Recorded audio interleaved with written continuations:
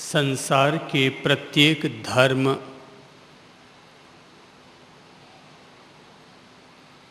और प्रत्येक महापुरुष की यह पावन प्रेरणा रही है कि हम में से हर कोई व्यक्ति त्याग के पथ पर अपना कदम बढ़ाए।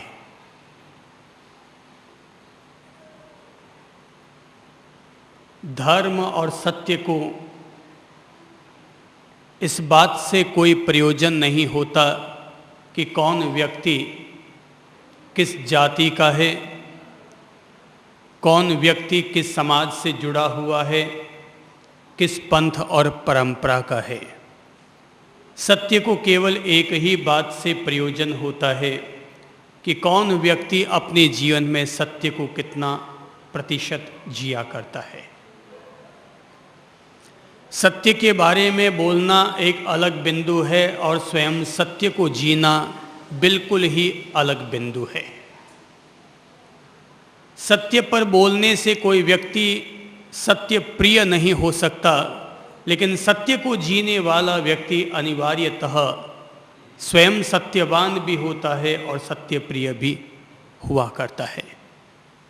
एक बात तय है, जब कोई व्यक्ति अपने कदम सत्य की तरफ बढ़ाना चाहेगा तो उसे अपने जीवन से असत्य का त्याग करना पड़ेगा। जिंदगी में दो नावों पर सवार होकर के चला नहीं जा सकता, दो घोड़ों की सवारी नहीं हो सकती। या तो हमें सत्य को जीना होगा और या फिर असत्य को। यदि कोई आदमी कहता है कि मैं मौका पड़ने पर सत्य बोल लेता हूँ और मौका पड़ने पर असत्य भी बोल लेता हूँ, तो इसका मतलब यह हुआ कि आदमी कुछ भी नहीं है, वो मौका परस्त है। जैसा मौका होता है वैसा आदमी किया करता है। आदमी या तो ईमानदार होता है और या फिर बेईमान होता है, दोनों आदमी नहीं हो सकता। सत्य के रास्ते पर अगर हमें चलना होगा तो सत्य हमें प्रेरणा देता है कि तुम्हें असत्य का त्याग करना होगा। अगर हम लोग प्रकाश के रास्ते पर अपने कदम बढ़ाएंगे तो हमें अंधकार से अपना मोह हटाना होगा। मोह क्या हटाना होगा? एक तरह से अंधकार छूटेगा तो ही तो हम प्रकाश की तरफ अपने कदम बढ़ा सकेंगे। जैसे कोई माली किसी बीज को सींचता है, अंकुरित करता है, पौधा उगाता है, निराई करता है, खाद देता है, पानी देता है, पौधा पल्लवित होता है, फल फूल लगते हैं। तो ऐसे ही हम लोगों को भी सत्य के पौधे को भी यूं ही सींचना होता है, निराई करनी पड़ती है, अपनी कुर्बानियाँ देनी पड़ती है और इस तरह से हम लोग त्याग के पथ पर आगे बढ़ने में सफल हो पाते हैं। एक कदम आगे बढ़ना है तो दूसरा कदम पीछे वाला अपने आप पीछा छूटेगा ही। मोक्ष के रास्ते पर कदम बढ़ाना है तो हमें संसार से अपना मोह और राग कम करना पड़ेगा। अपन अगर ये सोचें कि पत्नी का भी मज़ा लें और परमेश्वर का भी मज़ा लें तो ये दो नावों पर सवार होने की कहानी कहलाएगी। अगर अपन सोचते हैं कि परंपरा का भी आनंद लें और सत्य का भी आनंद लें तो ये दुभात कहलाएगी। या तो सत्य प्रिय हो जाओ और या फिर जैसे लकीर बनी हुई है उसके फ़कीर बन जाओ। तो मैंने कहा कि अगर हमें सत्य के रास्ते पर चलना है तो हमें असत्य का त्याग करना पड़ेगा। अगर हमें आनंद और शांति के मार्ग पर चलना है तो हमें अशांति और खेद को, आर्त ध्यान और रौद्र ध्यान जैसे तत्वों को हमें अपने जीवन से अलग करना होगा। सच्चा आनंद वही होता है, सच्ची शांति वही होती है जहाँ व्यक्ति अपने मन में पलने वाले मनोविकारों का त्याग करने के प्रति संकल्पशील होता है। बिना त्याग किए कोई भी व्यक्ति महान नहीं बन सकता। अगर राम के जीवन में से त्याग निकाल दो तो राम के जीवन में क्या बचेगा? महावीर के जीवन में से त्याग निकाल दो तो महावीर के जीवन में क्या बचेगा? नील बट्टा नील। जीवन चाहे किसी भी महापुरुष का क्यों ना हो, त्याग के बल पर चलता है। अरे महापुरुषों के जीवन को छोड़ो, घर और परिवार की भी अगर बात करते हैं तो घर और परिवार में भी वही व्यक्ति तो महान कहलाता है जो व्यक्ति अपने भाई बहनों के लिए, अपने माँ बाप के लिए, अपनी पत्नी के लिए, अपने पति के लिए अपनी ओर से सेक्रीफाइस करता है, त्याग करता है, कुर्बानी देता है। तो बिना त्याग किए कोई भी तप नहीं सकता। मिट्टी भी अपने अहंकार का त्याग करती है, तब कहीं जाकर के वो मटका मंगल कलश बना करती है। तो आनंद के रास्ते पर चलने के लिए, सत्य के रास्ते पर चलने के लिए हमें मनोविकारों को त्याग करना होगा। व्यक्ति या तो बाहर में त्याग करे और या फिर भीतर में त्याग करे, और अगर दोनों तरफ हमारे जीवन में त्याग का उदय हो जाए तो ये तो सोने में सुहागे का काम हो गया। माना किसी से मकान नहीं छूटता, व्यापार नहीं छूटता, घर गृहस्थी नहीं छूटती, लेकिन मन के विकार तो छूट सकते हैं। क्रोध हमारे मन का विकार है, लोभ हमारे मन का विकार है, गुंडागर्दी हमारे अपने भीतर के विकार हैं, हमारे अपने भीतर के दोष और अपराध हैं। भीतर की लालसाएं, तृष्णाएं, इच्छाएं, बेलगाम इच्छाएं, ये सब हमारे मन के विकार हैं। पत्नी नहीं छोड़ती, किसने कहा पत्नी छोड़ो, लेकिन मन में जो विकार वासनाओं का जो अंधापन है उसका तो त्याग किया जा सकता है। जब भी कोई व्यक्ति त्याग के रास्ते पर आता है तो शुरुआती दौर पर त्याग कठिन लगता है, लेकिन जब कोई भी व्यक्ति उस त्याग के लाभों को अर्जित कर लेता है तो पता चलता है कि त्याग बहुत फायदे की चीज है, लाभप्रद चीज है। जैसे कोई आदमी अगर गुंडागर्दी करता है तो गुंडागर्दी का वो त्याग करेगा तो पहले चरण में तो ये लगता है कि अगर वो गुंडागर्दी का त्याग कर देगा तो दुनिया पर उसका जो दबदबा है वो खत्म हो जाएगा। गुंडागर्दी का त्याग कर देगा तो अभी जो लोग उसके सामने सैल्यूट मारते हैं वो मारना बंद कर देंगे। पर भाई वो सैल्यूट किस काम का कि चेहरा देखकर सैल्यूट मारा जाए, और जैसे तुम आगे बढ़ो कि पीछे से सामने वाला तुम्हें चिढ़ाता फिरे और कहे कि चलो आगे गया, इससे बच के रहना, ये खतरनाक आदमी है, ये चलता फिरता बॉम्ब है। गुंडागर्दी का त्याग करोगे, शुरुआत में थोड़ी सी तकलीफ होगी, लेकिन गुंडागर्दी का त्याग करने के बाद वापस समाज में आपको जो इज्जत मिलेगी, जो भाई लोगों के द्वारा, समाज के लोगों के द्वारा, इंसानियत के द्वारा जो हर कदम आपके साथ बढ़ेगा, वो उस गुंडागर्दी से मिलने वाले लाभों से भी कहीं बड़ा लाभ है। मुझे याद है भीलवाड़ा में हमारे यहाँ एक पंजाबी व्यक्ति आया करता था, दिखने में ही इतना पहलवान जैसा कि देखने से दूर से उसको डर लगता है।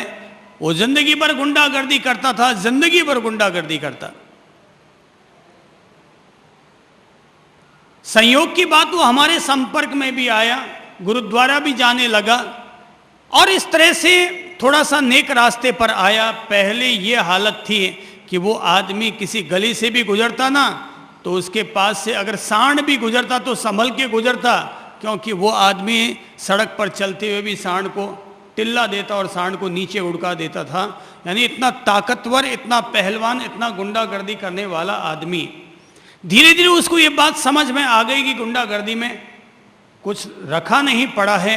उसने एक दिन सोच लिया कि आज के बाद अपन गुंडागर्दी नहीं करेंगे, और जिस वाहे गुरु का मैं अनुयायी हूं, अब हकीकत में मैं वाहे गुरु का ही अनुयायी बनूंगा। और उस आदमी ने गुंडागर्दी का त्याग कर दिया। तो पहले लोग उससे डरते थे, अब लोग उससे प्यार करते हैं। अब लोग उसे अपने समारोहों में बुलाते हैं। अब लोग कहते हैं पूरे भीलवाड़ा नगर में वो आदमी भगत के नाम से पहचाना जाता है। आज की तारीख में, कल को जो आदमी गुंडा कहलाता था, आज की तारीख में वही आदमी भगत के नाम से पूरे भीलवाड़ा में मशहूर है। आप सुनकर ताज्जुब करेंगे, वो आदमी, उस आदमी ने सोचा गुंडागर्दी छोड़ दूंगा तो कमाऊंगा क्या, खाऊंगा क्या। तो उसने निर्णय कर लिया कि अब गुंडागर्दी नहीं करेंगे। एक ठेला गाड़ी खरीदी और ठेला गाड़ी में उसने अपना सामान रखना शुरू किया और आज़ाद चौक के बाहर उसने ठेला गाड़ी लगानी शुरू की। पुलिस वाला आज भी उससे कोई पंगा नहीं लेता है, उस आदमी से आज भी पुलिस वाला कोई पंगा नहीं लेता है। बोले इसको अब छेड़ो मत, क्योंकि अब यह भगत हो गया।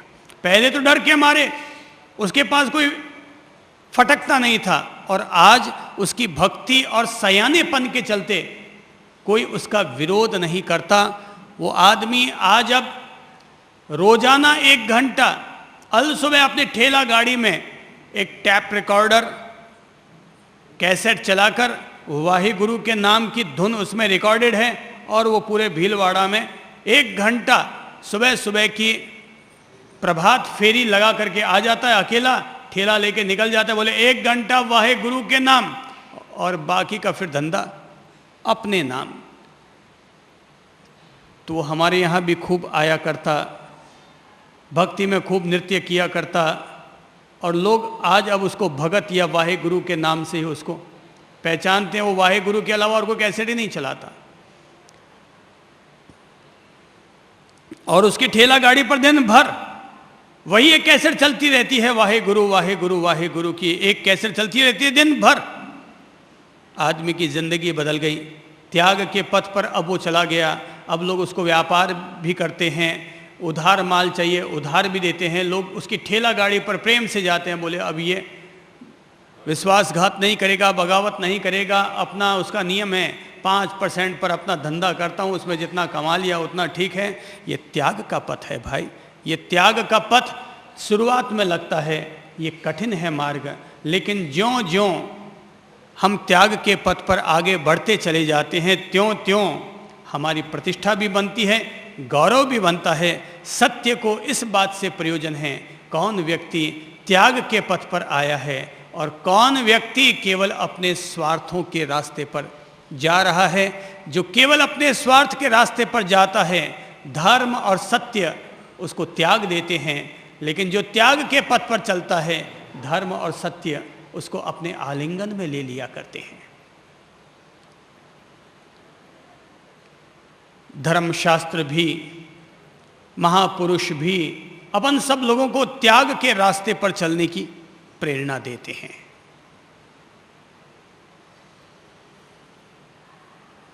मुझे याद है कुछ समय पहले मेरे पास एक बहन आई और आकर कहने लगी कि साहब मेरी सासू माँ की इच्छा है कि वो आपके दर्शन करे, तो आप टाइम दे दीजिए ताकि मैं अपनी सासू माँ को अपने पास लेकर आ जाऊं। तो हमने कहा भाई हमारे यहाँ तो कोई कभी भी आ सकता है, ऐसी कोई समय की पाबंदी नहीं है कि हम अमुक समय पर ही मिलेंगे। बोले नहीं साहब आप फिर भी समय दे दीजिए ताकि मुझे लाने में सुविधा रहे। माता जी ने कहा है कि गुरु महाराज से टाइम ले आना। तो मैंने कहा ठीक है कोई बात नहीं, आप दोपहर को 3 बजे आ जाइएगा। तो दोपहर में 3 बजे एक बूढ़ी माँ जी आई, हम लोग ऊपर के तल्ले पर थे। तो जैसे ही देखा सामने एक 82, 83, 85 वर्ष की बुजुर्ग महिला आ रही है और वही बहुरानी उनको हाथ का सहारा देकर लेकर आ रही है। तो हमने कहा कि आप वहीं ठहरिए, हम नीचे आ जाते हैं। और मैं उस माता जी से मिलने के लिए नीचे चला गया, और जब नीचे गया तो पता चला उस माता जी के 20वां 22वां वर्ष तब चल रहा है। मैंने माँ जी को साधुवाद दिया, अपनी ओर से अभिवादन किया। मैंने कहा धन्यवाद है माता जी, आप इस उम्र में भी 22वां और 20वां आपके वर्ष तब चल रहा है, वो बहुत बड़ी बात है।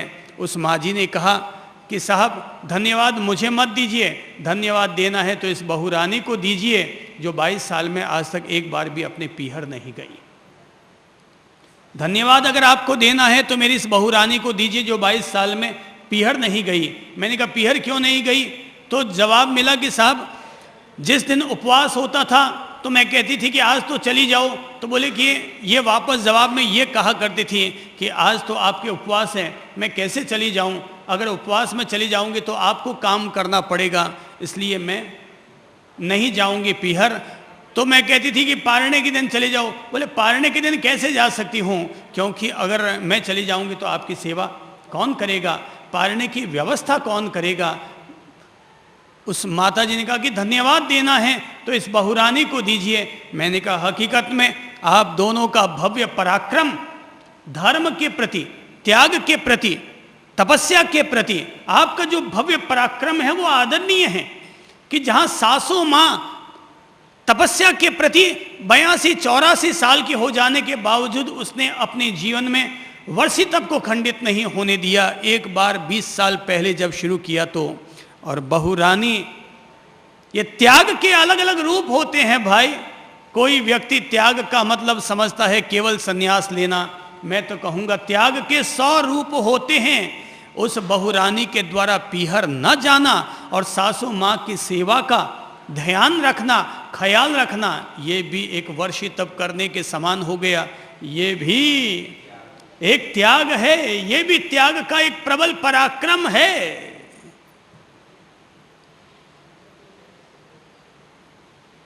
तो कुछ लोग ऐसे होते हैं कि जो वाहे गुरु की तरह, जो उस भगत की तरह गुंडागर्दी का त्याग करके त्याग के पथ पर आते हैं।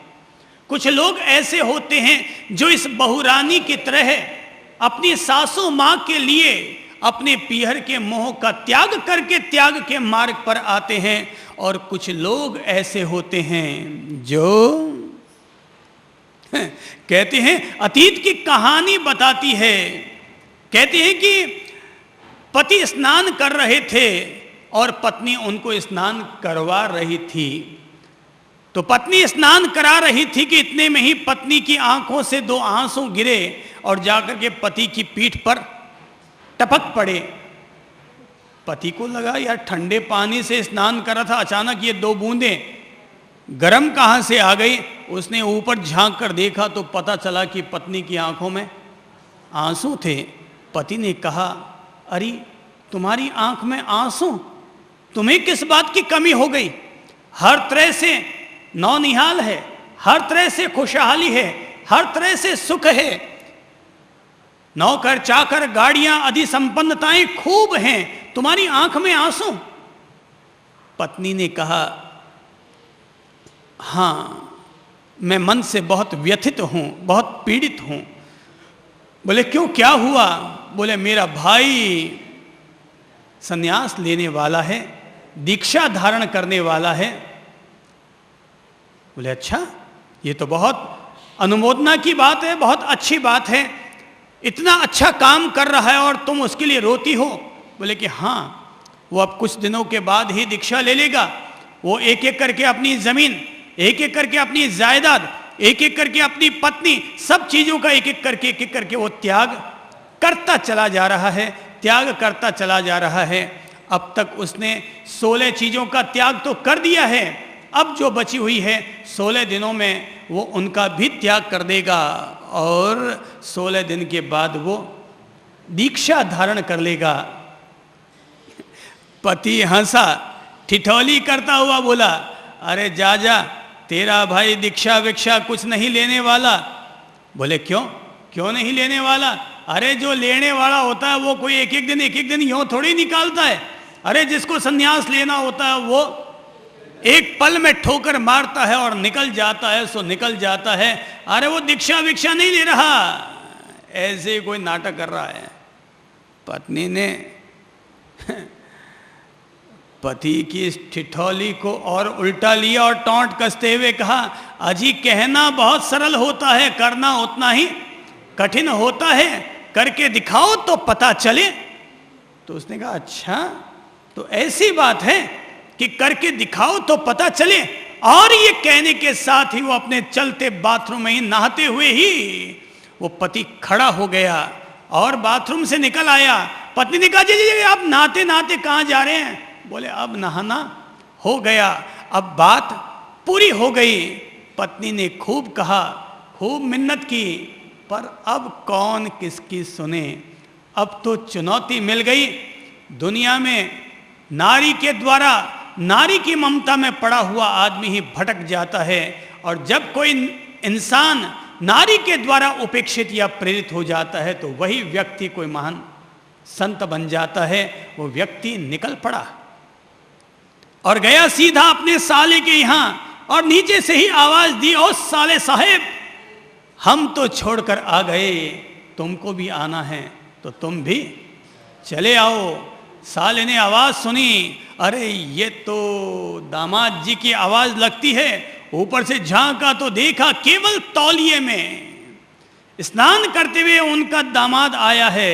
बोले ये क्या? बोले हम तो छोड़ आए भाई, अब तुमको भी आना है तो तुम भी चले आओ। अगर केवल बातें ठोकनी हैं तो ठोकते रहो, हम तो छोड़ आए, तुमको भी आना है तो आ जाओ। पता नहीं, जब कोई व्यक्ति त्याग के मार्ग पर आ जाता है तो उसके शब्दों की ताकत ही कुछ अलग हो जाया करती है। और तब उस दामाद के शब्द साले को ऐसे लगे कि जो कार्य 16 दिन में पूरा नहीं हो पाया था वो कार्य आज एक झटके में ही पूरा हो गया। ऊपर साला नीचे चला आया और तब एक दामाद, एक साला, एक जीजा, एक साला और 2 लोग तब त्याग के पथ पर निकल पड़े, महात्याग के पथ पर निकल पड़े।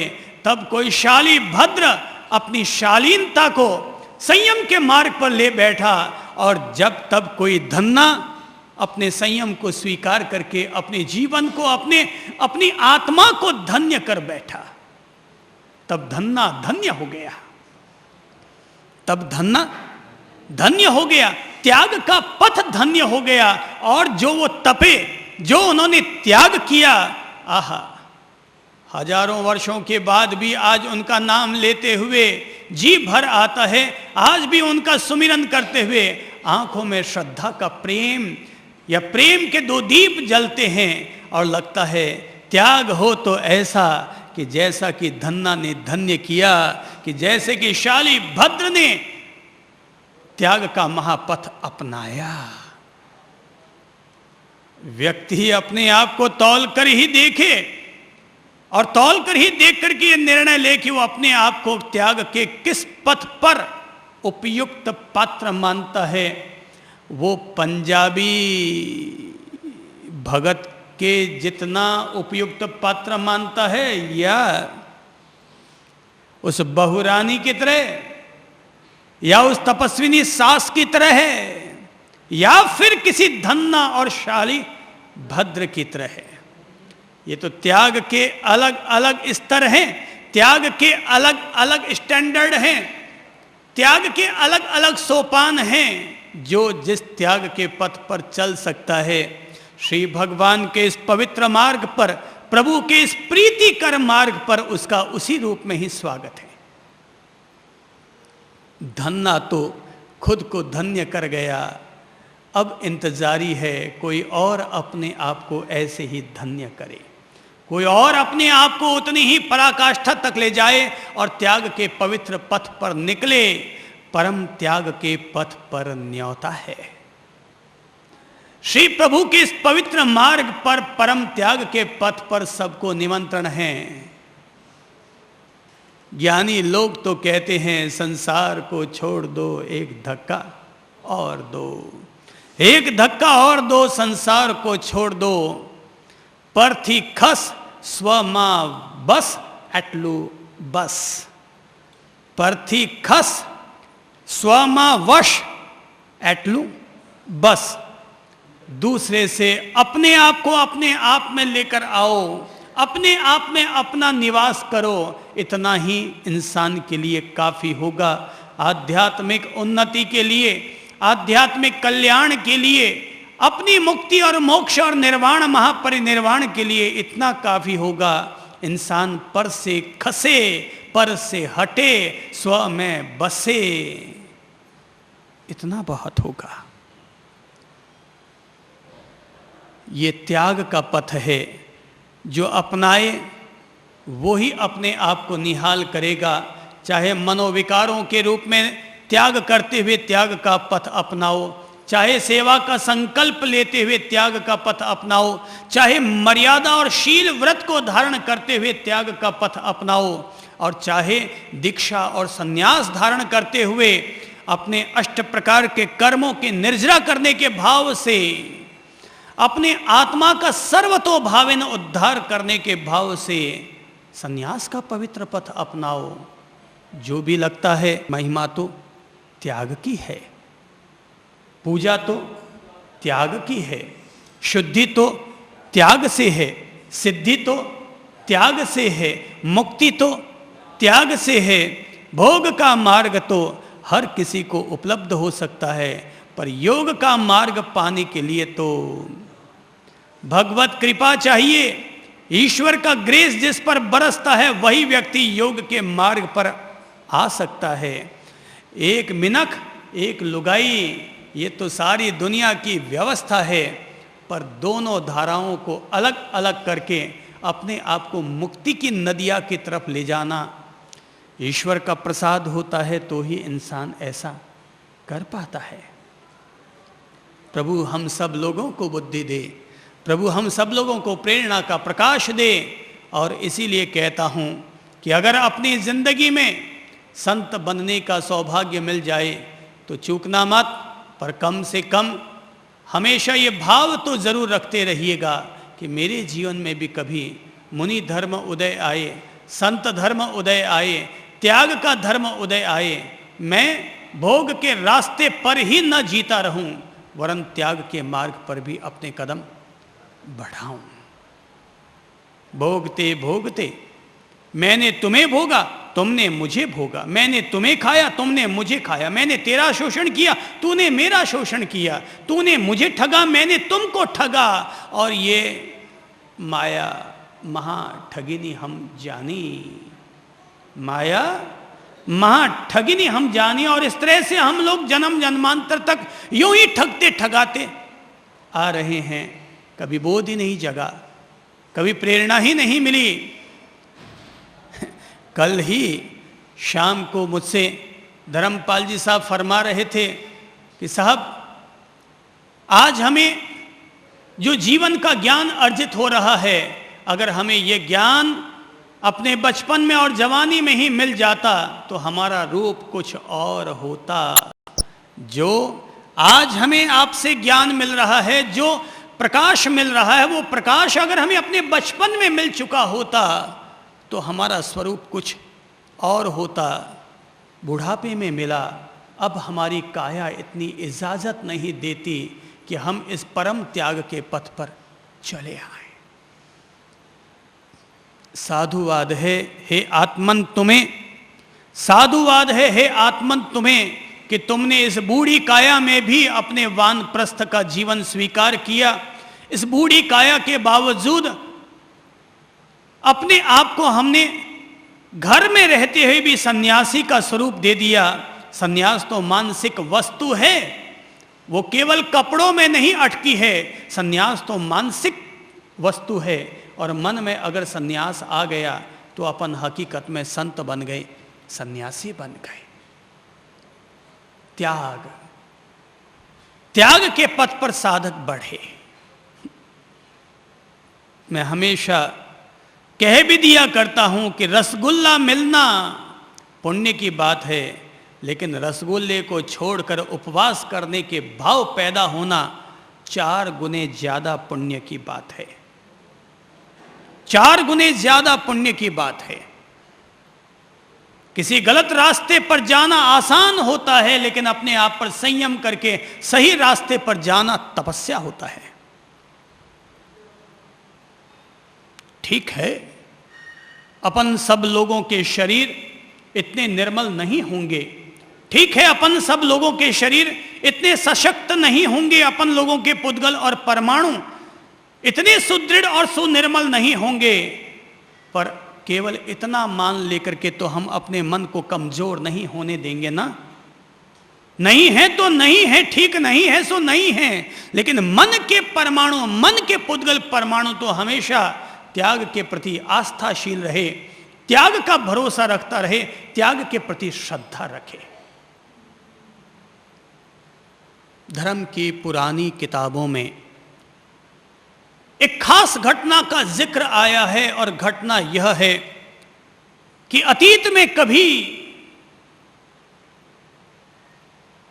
एक अधिसंपन्न ब्राह्मण था जिसका नाम था भृगु। उसकी पत्नी का नाम था यशा। दोनों ही खूब अधिसंपन्न थे, घर बंगला ठाठ बाट सभी थे, लेकिन उनके संतान नहीं थी। उन्होंने संतान प्राप्ति के लिए ढेर सारे प्रयत्न किए, लेकिन फिर भी संतान उपलब्ध न हो पाई। अचानक एक दिन उन्होंने देखा, सपने में दो देवता संत रूप में प्रकट हुए और आकर के कहा, हे माते, हम तुम्हारी कोख से जन्म लेंगे, लेकिन जन्म लेने के बाद हम बहुत जल्दी ही संत भी बन जाएंगे। हम पुनर्जन्म ले रहे हैं फिर संत बन करके अपना आत्म कल्याण करने के लिए। और इस तरह की बात करते हुए वो अंतर्धान हो गई। यशा ने खड़े होकर अपने पति भृगु से सारी बात कही। सपने पर विश्वास करते हुए दिन बीतने लगे और हकीकत में 9 महीने के बाद उनके 2 संतानें हुई। लेकिन जब उन्हें लगा कि 2 संतानें ठीक उसके 9 महीने बाद हुई है, तो हो न हो उस सपने के प्रभाव से 2 संतानें हुई, तो ये वक्त आने पर दोनों संत भी बन जाएंगे, मुनि भी बन जाएंगे, स्वामी जी बन जाएंगे। तो ये स्वामी बन ही न पाए। इसका बचपन से ही इंतजाम कर दिया गया। संतों के नाम से दिल में डर बैठा दिया गया।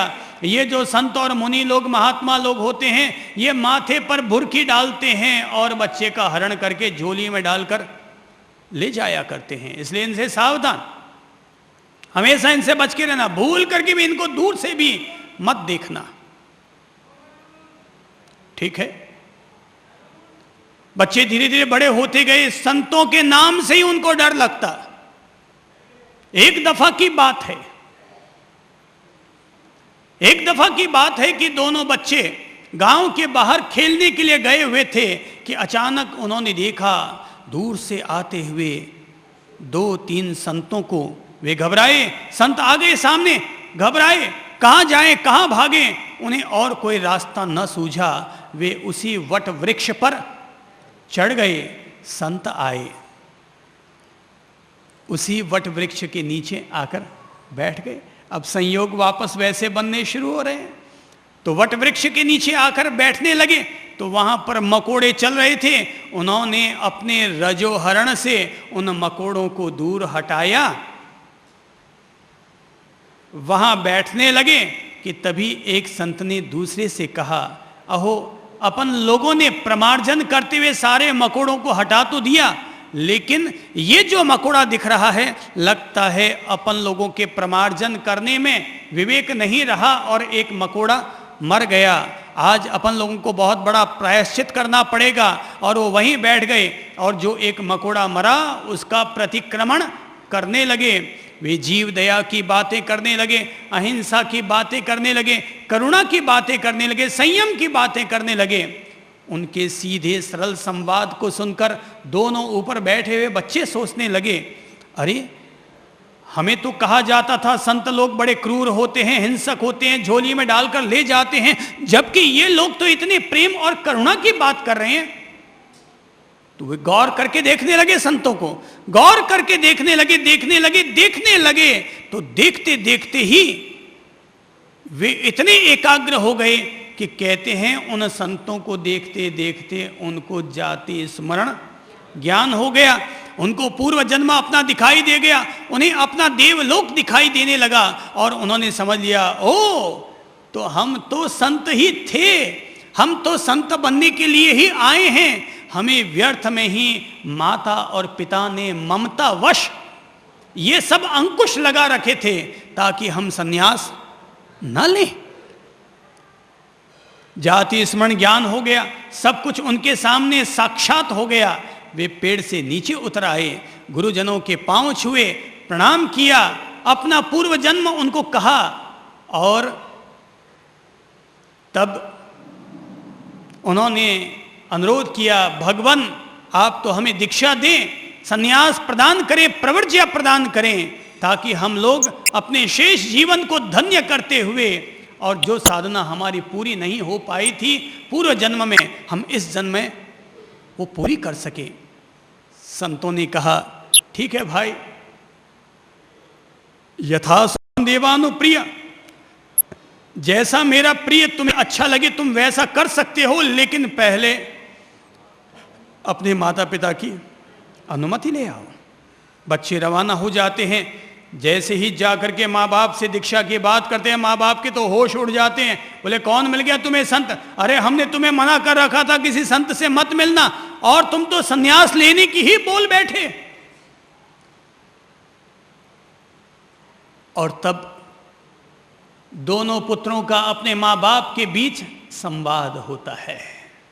दोनों पुत्रों का अपने माँ बाप के साथ संवाद होता है, और तब वे समझाते हैं कि पिताश्री हम लोग तो संत ही थे, उस जन्म में अपनी साधना पूरी करके न आ पाए थे, इसलिए इस जन्म में अपनी साधना को हमें पूर्ण करना है, और जाति स्मरण ज्ञान हमने प्राप्त कर लिया है।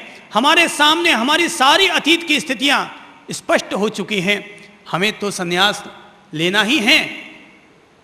माँ बाप ब्राह्मण होते हैं, अपनी तरफ से खूब समझाते हैं और कहते हैं बेटा ये सब संत बनना छोड़ दो, ये सब तुम्हारा काम नहीं है, और अगर बनना ही होगा तो बुढ़ापे में बनेंगे। पहले शादी वादी कर लो, 2-4 बच्चे पैदा कर लो, थोड़े पंडित बन जाओ, थोड़े वेदों को पढ़ लो, उसके बाद अपन सोचेंगे, बुढ़ापे में दीक्षा लेंगे। बच्चे नहीं मानते हैं तो माँ बाप कहते हैं कोई बात नहीं, थोड़ी उम्र गुजर जाने दो, फिर हम भी तुम्हारे साथ ही ले लेंगे। लेकिन बच्चे कहते हैं पिताश्री उम्र का कोई पता नहीं है, ना आपकी उम्र का और ना हमारी उम्र का। हकीकत तो ये सारी दुनिया, ये सारा संसार मृत्यु से आहत है, कब किसके गले पर मृत्यु की कटार चल जाए कोई पता नहीं है। इंसान 100 साल की सोचता है, पर 100वां दिन भी 100वां पल भी उसको मिलेगा या नहीं मिलेगा कहा नहीं जा सकता। पिता पुत्र के बीच संवाद होता है, आखिर पिता पुत्रों के संवाद से इतना प्रभावित होता है कि वो कह देता है कि जैसे शाखाओं के कट जाने के बाद किसी वृक्ष का कोई मूल्य नहीं रहता, डालियों के कट जाने के बाद जैसे कोई पेड़ ठूंठ बन जाया करता है, वैसे ही है संतानों, तुम्हारे चले जाने के बाद हम भी किसी ठूंठ की तरह बन जाएंगे। इसलिए मैं भी तुम्हारे साथ ही संन्यास धारण करूंगा, मुनि जीवन धारण करूंगा। पत्नी ने कहा, अर्थात उन दोनों बच्चों की मां ने, तुम्हारा माथा खराब हुआ है, 2 बच्चों का तो माथा खराब हुआ, तुम्हारा भी माथा खराब हुआ। अरे अभी तक तो अपन युवा हैं, युवतियां हैं, अभी तक तो अपन लोगों को सांसारिक भोग उपभोग खूब करने हैं। अगर तुम्हें संन्यास ही लेना था तो मुझे बिहा कर क्यों लाए?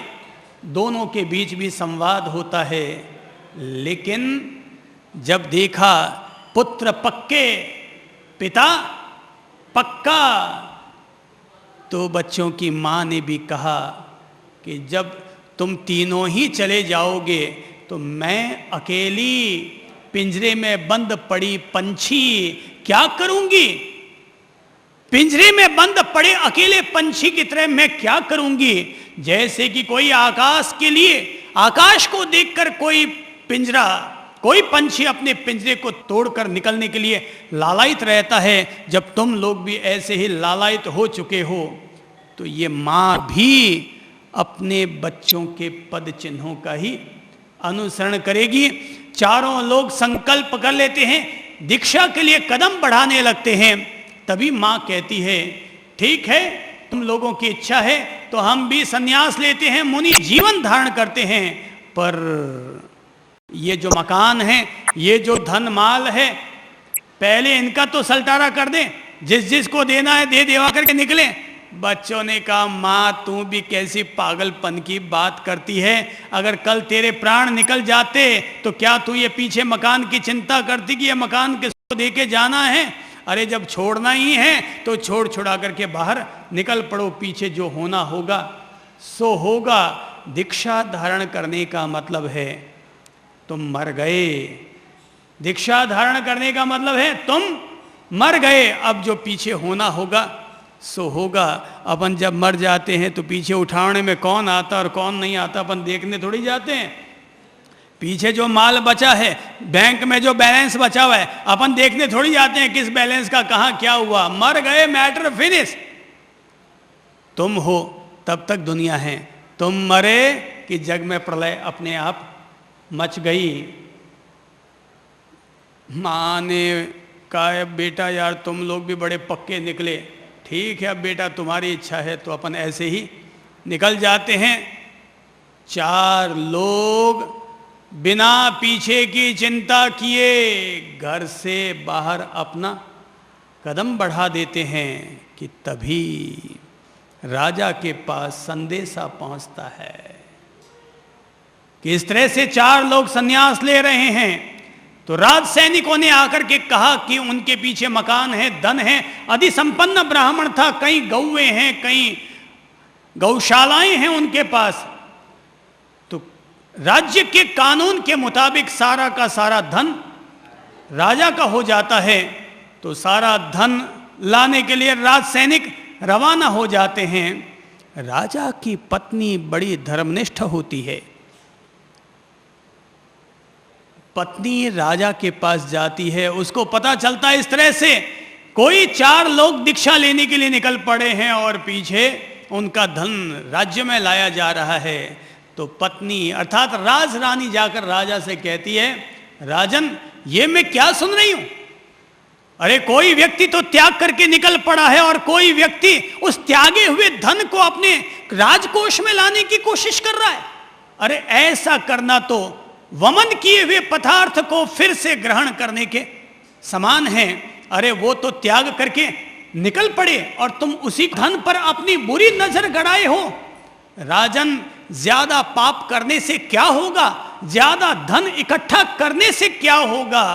आखिर तो हर किसी इंसान को अकेले ही जो आया है और अकेले ही यहां से चला जाना होगा। जब तय है कि मृत्यु से हमारी मित्रता नहीं हो सकती, मृत्यु हमें पनाह नहीं दे सकती, मृत्यु तो सबके पास आती है और निर्मम हत्या करके चली जाया करती है। तो हे राजन तुम फिर इस पर धन पर क्यों मोहित हो रहे हो? अरे राजन अगर तुम्हें प्रेरणा लेनी है तो उन 2 बच्चों से प्रेरणा लो कि जिन 2 बच्चों को जीवन का ये बोध जग गया, ये आत्मज्ञान हो गया कि ये धन, ये स्वजन, ये ऐन्द्रिक विषय, ये सांसारिक भोग व्यर्थ हैं, तो वो तो उसको त्याग करने के भाव से निकल पड़े। हे राजन अगर तुम्हें प्रेरणा लेनी है तो उनसे प्रेरणा लो, उन 2 बच्चों के पास जाओ, उनके जीवन को देखो और प्रेरणा लो ताकि तुम्हारे भीतर भी त्याग के भाव पैदा हो सके।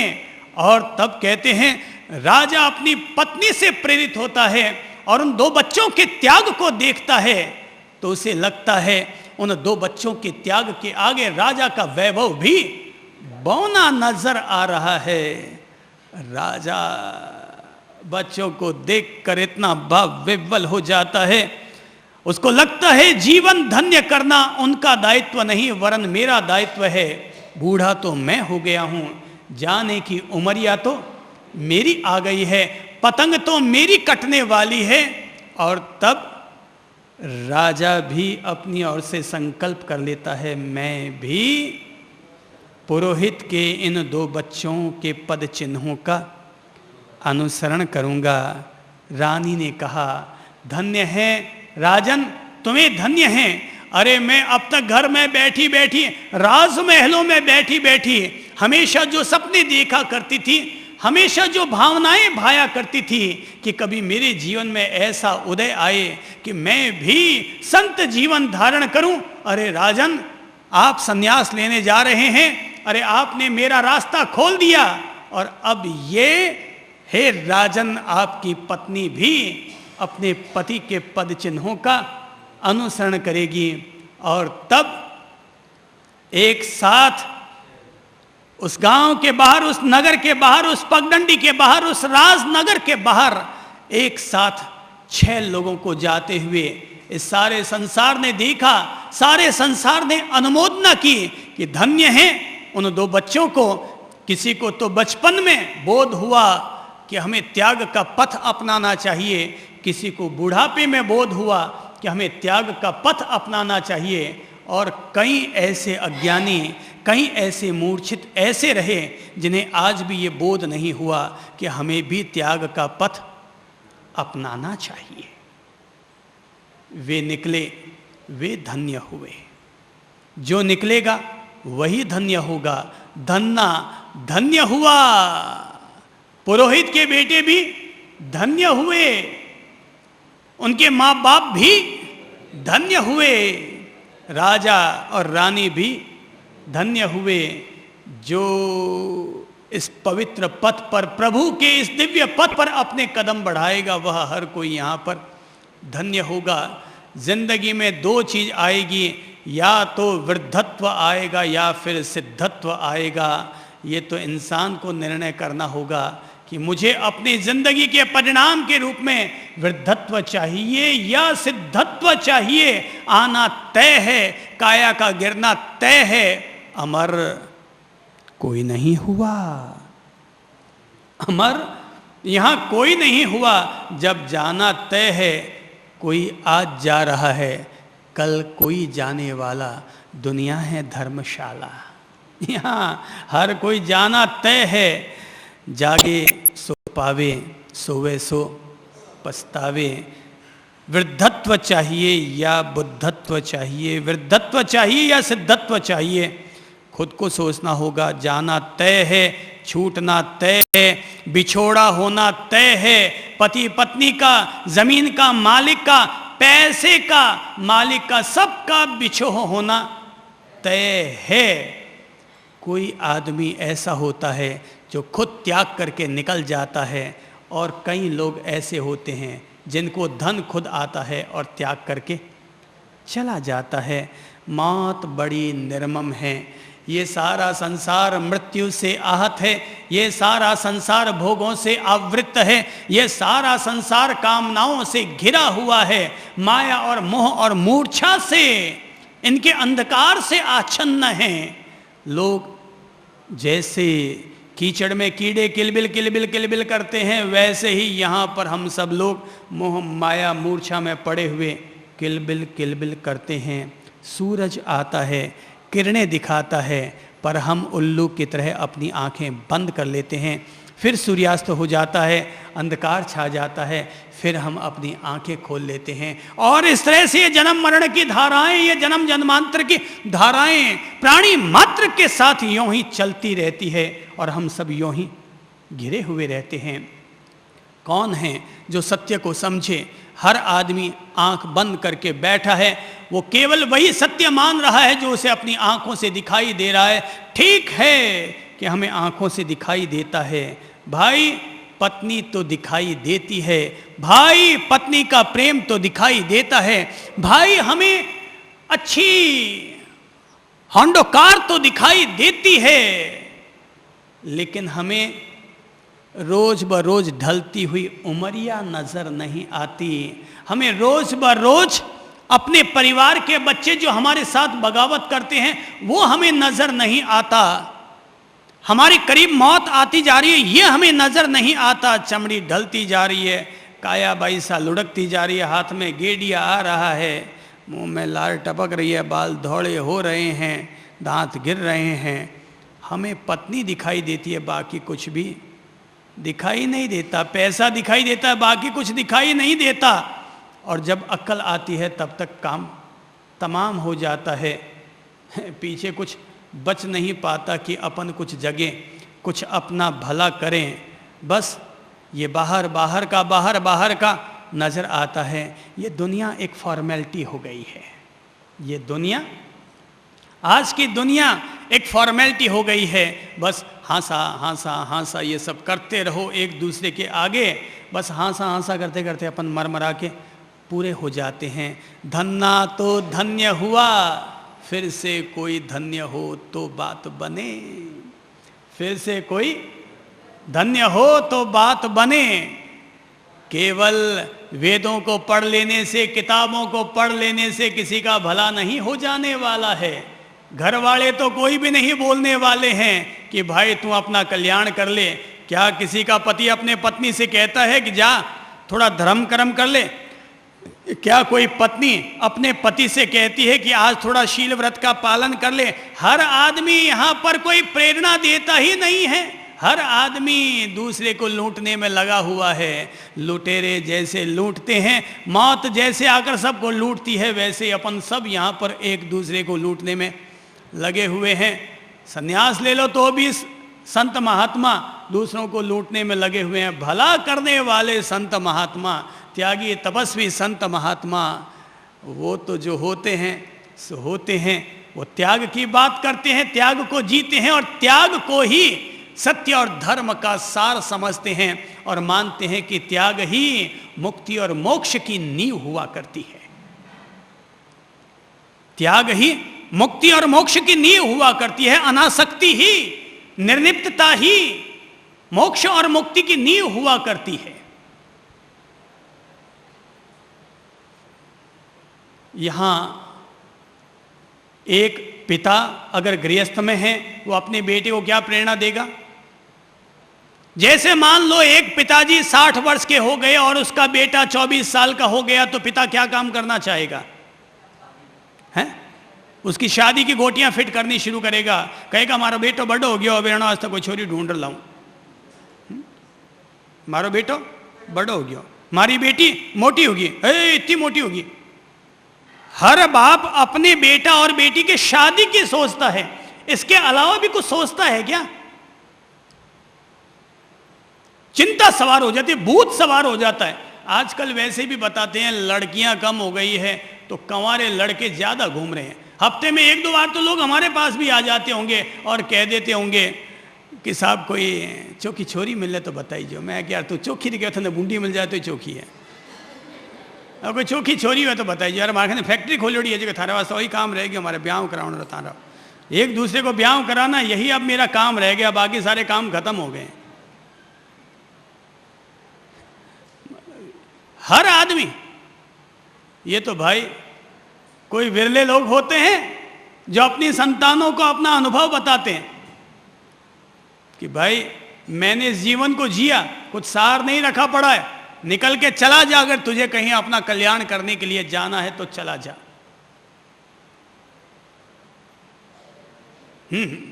हमारे पिताजी ने, ये बात मैं ऐसा इसलिए कह रहा हूं, हमारे पिताजी ने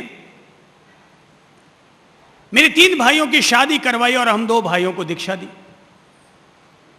तो मैंने सोचा यार ये किसके साथ इंसाफ हुआ और किसके साथ ना इंसाफ हुआ। 3 भाइयों की शादी करवा दी।